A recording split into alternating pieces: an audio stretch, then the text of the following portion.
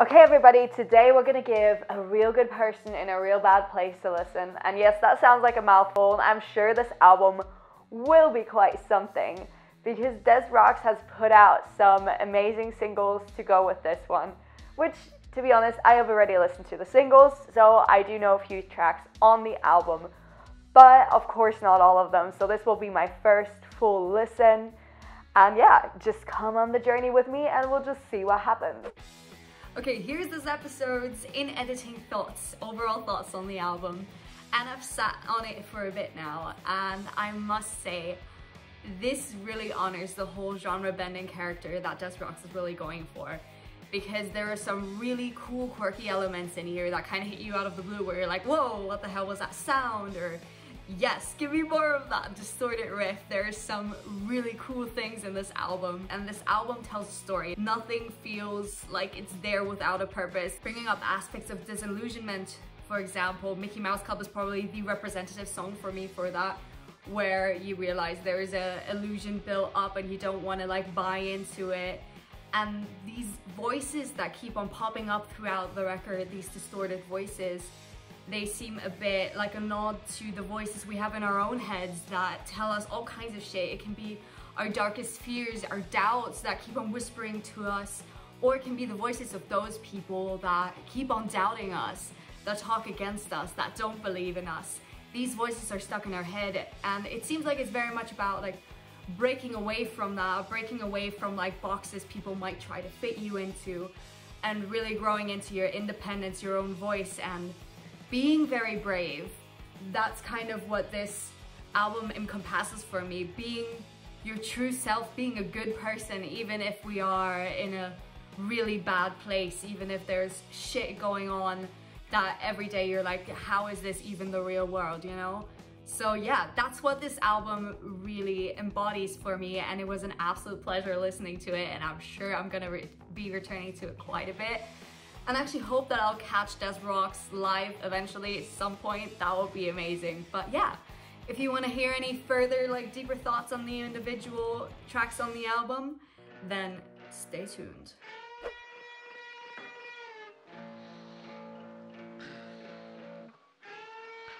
I feel like my whole life is counting down to something. I'm just a real good person in a real bad place. Oh, I feel this on. Yeah, who doesn't? Ooh.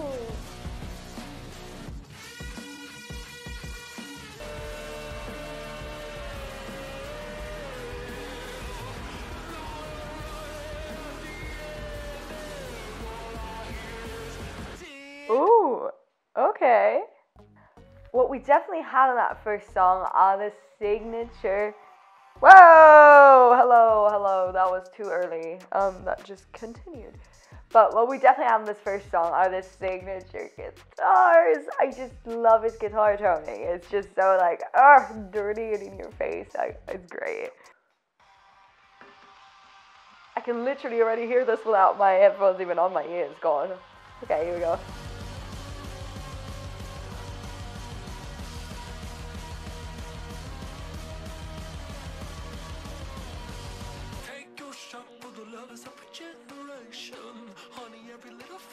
Sounds very haunting.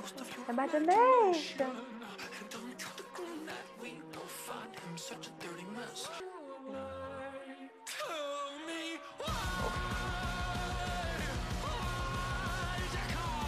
Ooh, the intensity.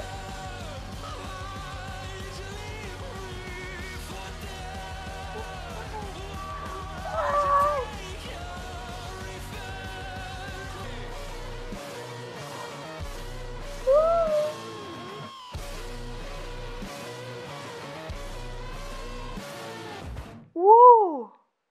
Wow! That's so wow! That kind of hit me out of the blue a bit.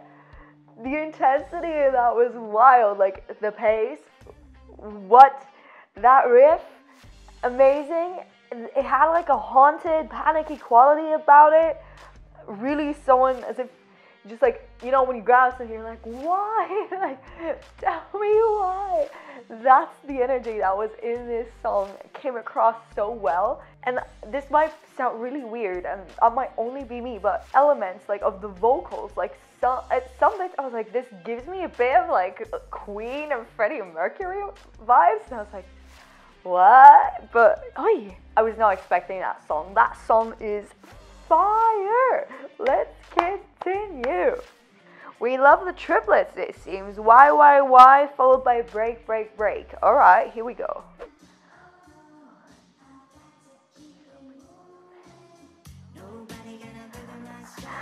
What? Welcome, chipmunks.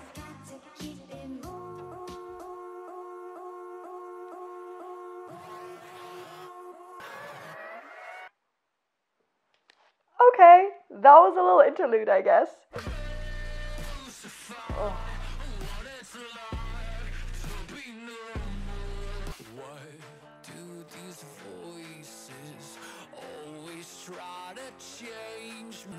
All of these songs give me Nightmare Before Christmas vibes a bit. Like, they have a very haunting quality about them.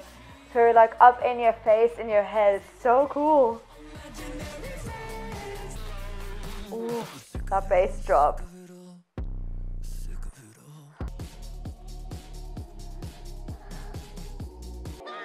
These little like voices that keep on coming back in the song for that, the almost choiry aspects, and this like the crazy mad voices. They just add this haunted quality to the album. It's wild. I think this is smart. I am a big fan. MMC, Mickey Mouse Club. This song was what kind of sold me, or made me really, really excited for the album, let's put it that way. But there's actually quite a cool backstory behind it. So yeah, let's dive right in. I do know the song, like I said, but I haven't watched the music video. So that is what I'm gonna be doing this time round.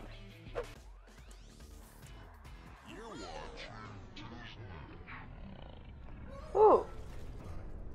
Okay.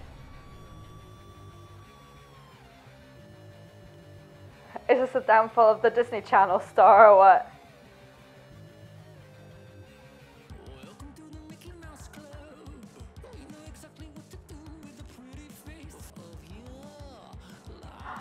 Oh, is that her?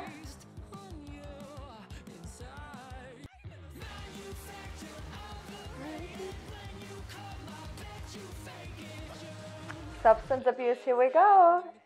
It's all an illusion, it's all fucking fake. What?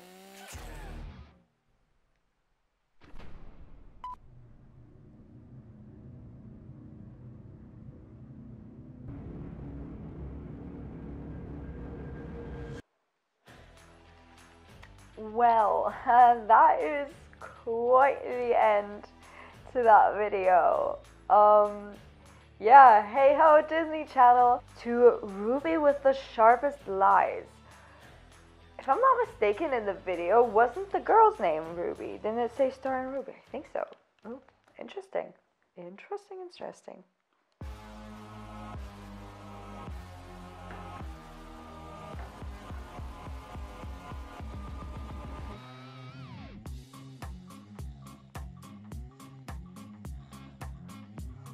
Ooh, this is kind of groovy.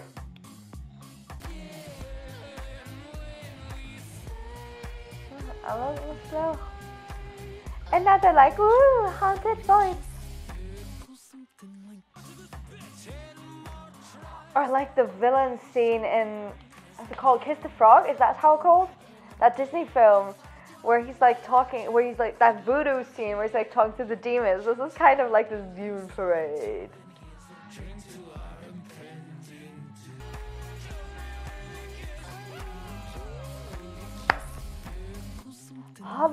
All of these songs really do have that haunting character about them. A bit of like that, the darkness of Disney and Hollywood and film and music industry. These creative industries can really fuck you up. They're good at selling lies.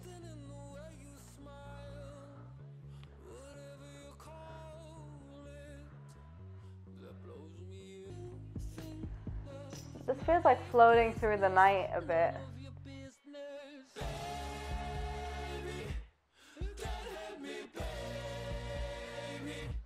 Why does this remind me of something from like Grease or Dirty Dancing? I don't know why it's like something from that era, like 80s.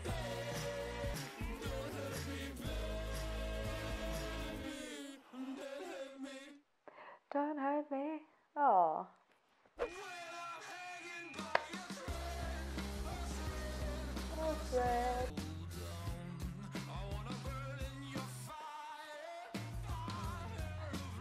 I want to burn in your fire of love. Let's just take a second to appreciate that lyric. Cry, let cry.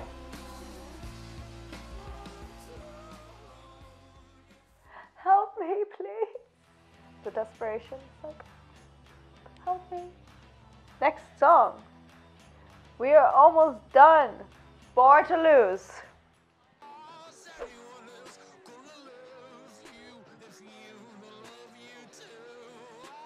Ooh, deep lyrics there, deep.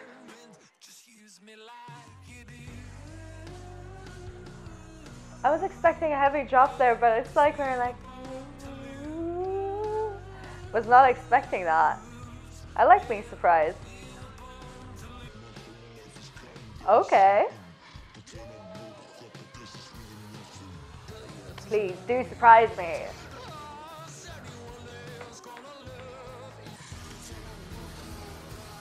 I'm loving these weird distorted voices and sound effects. Wait, that was a cool ending. I really like the ending of that song. I think that's probably one of my... Whoa, hello. Next song started already. What I was gonna say, don't interrupt me while I'm speaking. That is rude to just autoplay the next song. Gosh, the audacity. What I was saying is that last song was probably one of my favorite ones of the album so far, just because it had a lot of surprises and it kind of grew, or like it was built in a way that I wasn't expecting. Ooh, okay.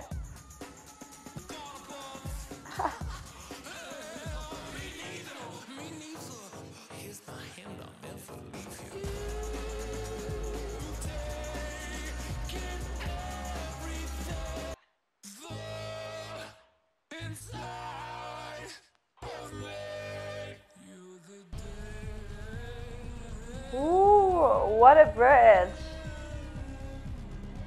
Oh. Some strings.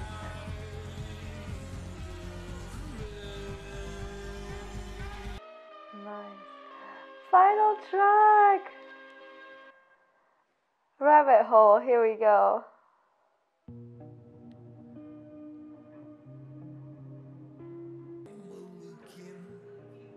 This almost feels like he's in a trance a bit. Oh my god, yeah. Like floating down the Alice rabbit hole, you know, it's like falling, just very in a weird kind of slow-mo effect, just looking at everything falling by like, oh. That's kind of how the song feels, very floaty, very trippy in a way.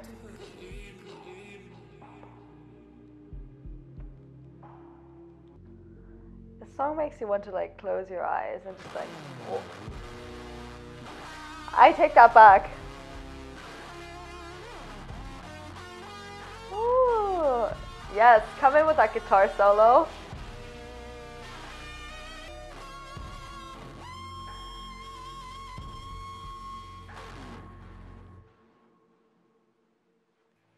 Oh, and it ends with a distorted crackling sound. Okay everyone, that was it. We just went through the entire album and I must say, really enjoyed it. There were some really cool bits.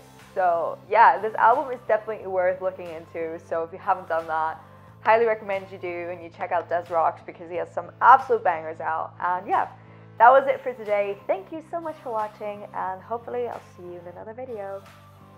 Bye.